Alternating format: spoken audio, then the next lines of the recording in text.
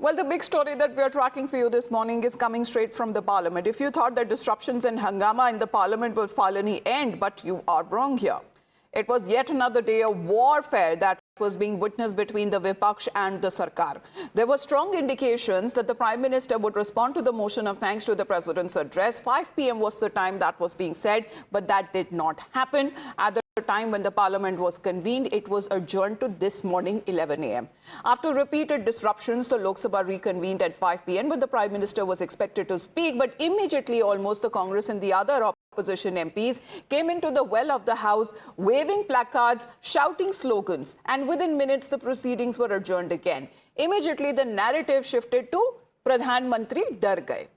Now, the government has strongly rejected the charge, saying that the opposition disrupted the proceedings deliberately. And according to the government, there were certain women MPs from the opposition that moved to the area directly in front of the Prime Minister's seat in the Treasury benches, carrying posters and raising slogans, forcing the adjournment.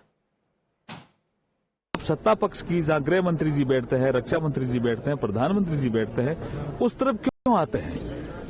और वो उसके चेतावनी के बाद भी आज सारी महिलाएं, आपने देखा होगा, कोई प्लान करके आई, ऐसा थोड़ी अचानक आ जाती है। हम हटा रहे थे तो अभी हट भी नहीं रहे थे, क्या बोला नहीं हम खड़े रहेंगे। ये डर गए, आने से डर गए सदन में, और उनके रेल मंत्री और निशिकांत जी तो बुलेट ट्रेन की तरह भागे।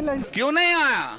डर के भाग गया, जो डर गया वो क्या हुआ, वो मर गया।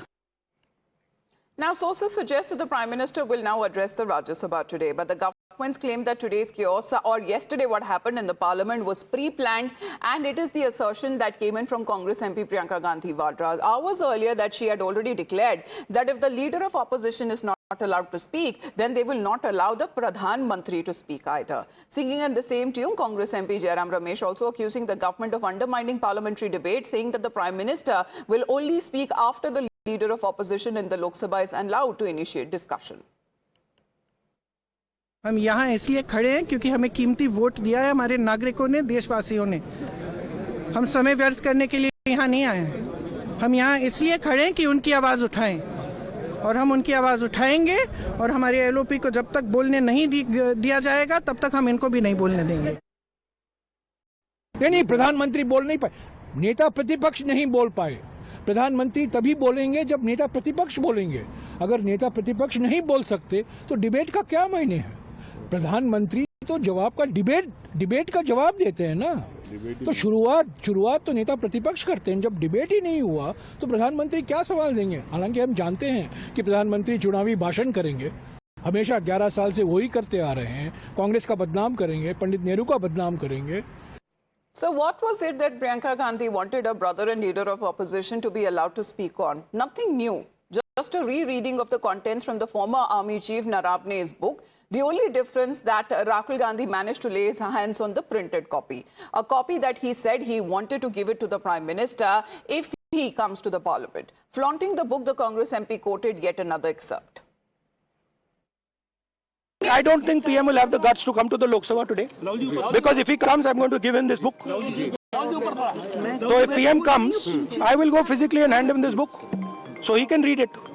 And उनको पता लग जाए कि उनकी सच्चाई क्या है, देश को पता लग जाए। नरवणे जी और हमारी जो आर्मी थी, जो सेना थी, वो उन टैंक्स पर फायर करना चाहती थी क्योंकि वो टैंक्स हमारी टेरिटरी में आ गई थी। नरेंद्र मोदी जी ने मैसेज दिया कि देखिए, जो उचित समझो वो करो।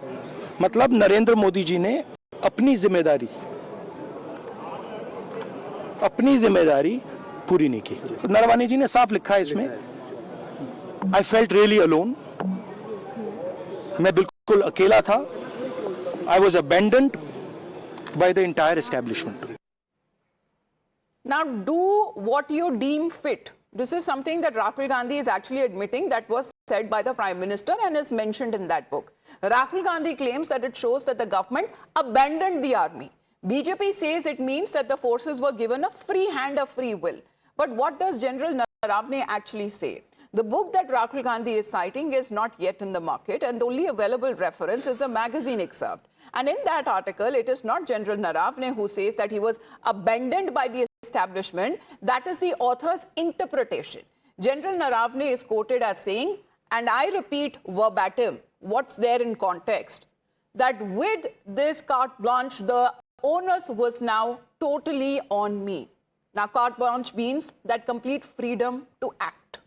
As Rahul Gandhi's spin seemed to be falling flat, Nishikant Dubey unlocked an entire library.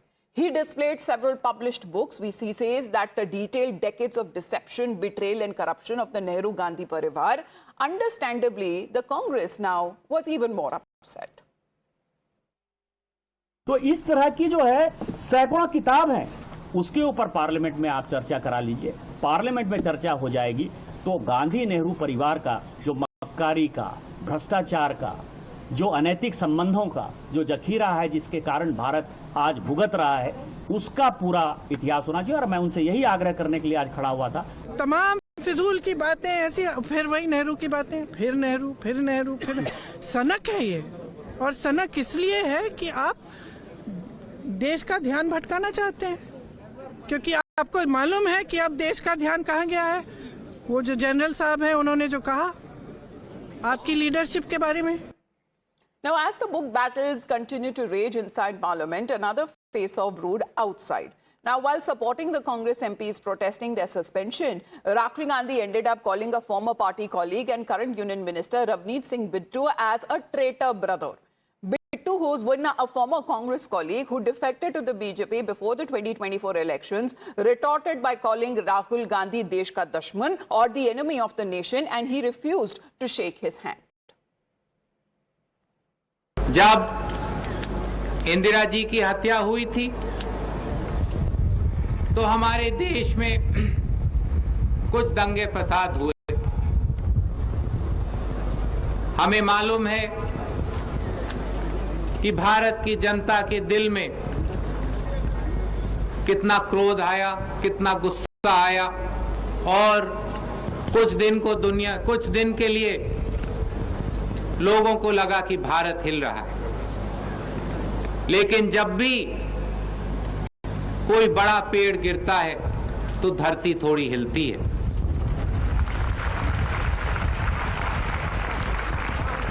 Here is a traitor walking right by. Take a look at your face. This is what it looks like. Hello, brother. My traitor friend. Surrender. Don't worry, you'll come back. Surrender. Yes.